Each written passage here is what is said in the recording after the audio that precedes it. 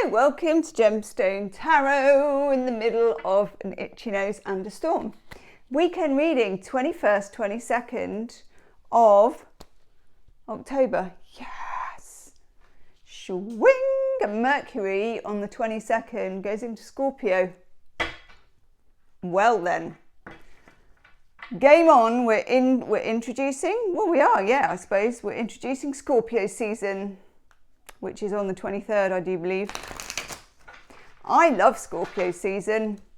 I know it's tricky and there's nowhere to hide, but in a way, yeah, it's on the 23rd.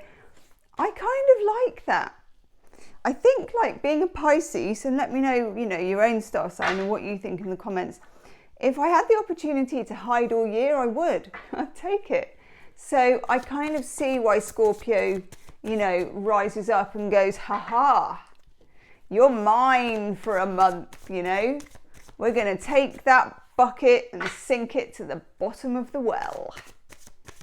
Yes, it's very rainy here today. It's very exciting. There's just rain everywhere, filling up the drains and filling up the sea and filling up the boats and really cool. I love it.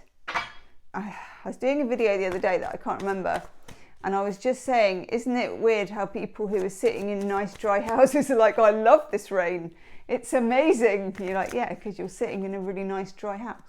Fair enough. Point taken. Point taken. Not a lot of people watching because of the rain, but there will be something. There was something earlier. So this woman, it was so cute.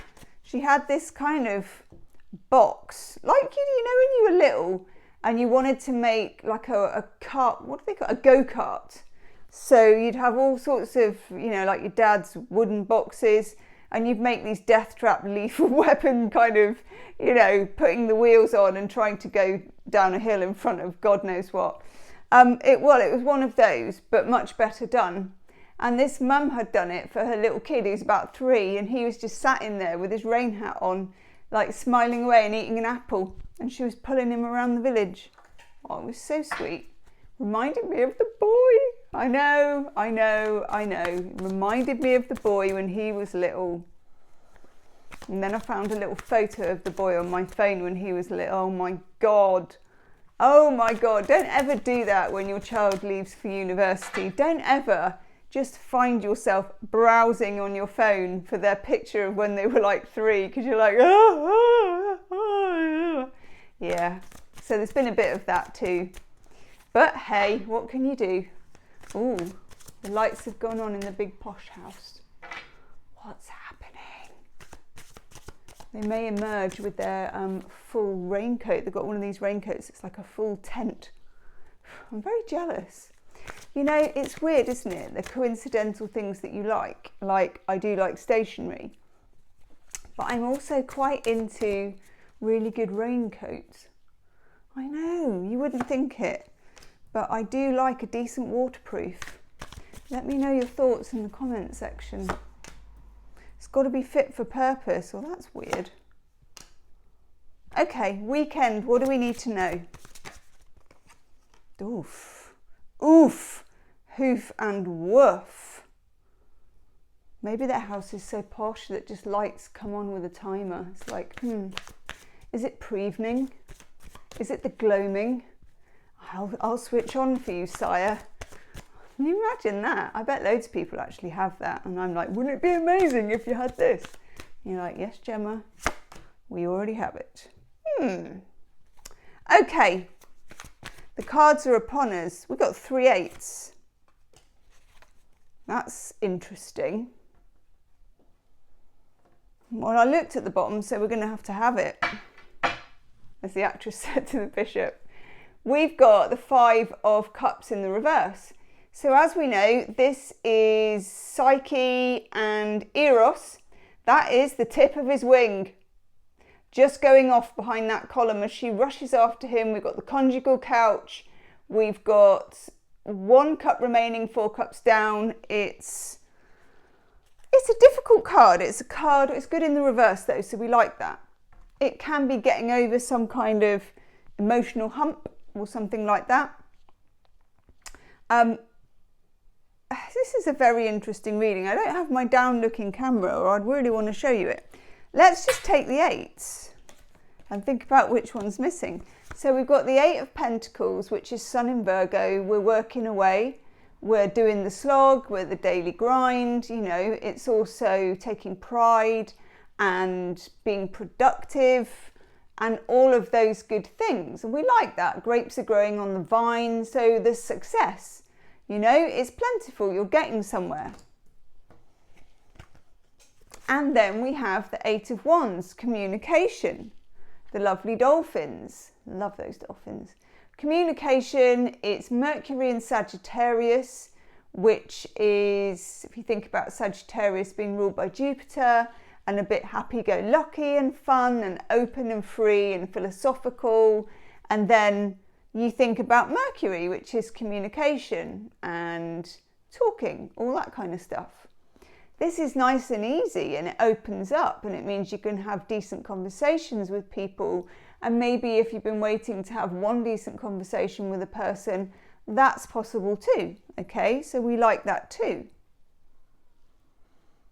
God, there's a school kid riding there on a bike, which obviously has a wet saddle, so they're having to ride it standing up. Do you remember putting like a carrier bag with elastic on your saddle, or your mum did that when you were younger? Yep, those were the days. Okay. And those bags weren't compostable, so they were like, they could practically, you know, tile a roof with it, couldn't you? Eight of Pentacles, Eight of Wands. Productive, keep on keeping on. Keep your powder dry. Keeping something to yourself. And I don't mean that in a sneaky beaky, I'm not telling you kind of a way. I mean it in a fully fledged, being quiet, getting on with something, not making it anyone else's business. And then we have the Nine of Pentacles. This is a movement on from the Eight of Pentacles, obviously. We've now got more grapes on the vine. You've done what you need to do. You're securing your future. You're making sure that you have your independent stash. First time I've seen somebody wearing a hoodie. Feels like home. Yeah, you've got your independent kind of stash going. I like this. There's a lot of stuff about shoring up your own finances, making sure, this is about just making sure you know what's going on, okay? Now we get the next eight. I was supposed to look at just the eight. I can never stick to anything numerically. I remember like at school, and when I did work for an accountant for a while, I know. He was a Pisces, so he knew, he was messy like me, so it was all right. But I have real trouble keeping numbers in columns. I could do it for half a page and then something will happen, like the decimal place will move, or the column will move, or I'll work out some kind of horrific miscellaneous column that will then be all of it. Do you know what I mean? So when I need to stick to numbers, I can never stick to them. So then we have this Eight of Cups. Saturn in Pisces, it's the card of the eclipse actually as well. So I reckon this is like a week's time on the 28th of November. No, 28th of October. I reckon that's to do with the eclipse. Now the Eight of Cups is the exit card. It's distancing yourself from something or someone. And that's happening in some way. I would say we've got the Page of Swords in reverse, which is confusion. My thoughts are that anything in terms of comment, conversation, discussion, whatever you want to call it, that is confusing, deliberately opaque, or misleading, you're going to want to separate yourself from that person or thing. Okay? And it's starting now. It's been going on for a while actually. And then the clean air and the whistling waves of the Six of Swords. I really like this. This is making a clean break, a clean getaway. And I don't mean that in a sense, well, because it's a clean break and a clean getaway, you're not leaving a whole load of nonsense behind you. This is really encouraging. It's going into the blue. Do you remember there was a film called Into the Blue, wasn't there? It had a really good cover on the front. I think it's called Into the Blue, but it's in French. And I don't really know what it is in French, but one of you will. Jan, do you know? Because you're in France. Okay, and you're clever. Six of Swords, moving away from something, but moving on to something else, okay? I like the look of this. There is an element here of sifting, of panning for gold a little bit, but you know, you're not falling for anything. And I like that. Very intelligent. No wonder it's Mercury in Scorpio, because it's being like an emotional detective and watching all the details. I've been watching too much Australian MasterChef. You say what we're going to do, we're going to cook this chook.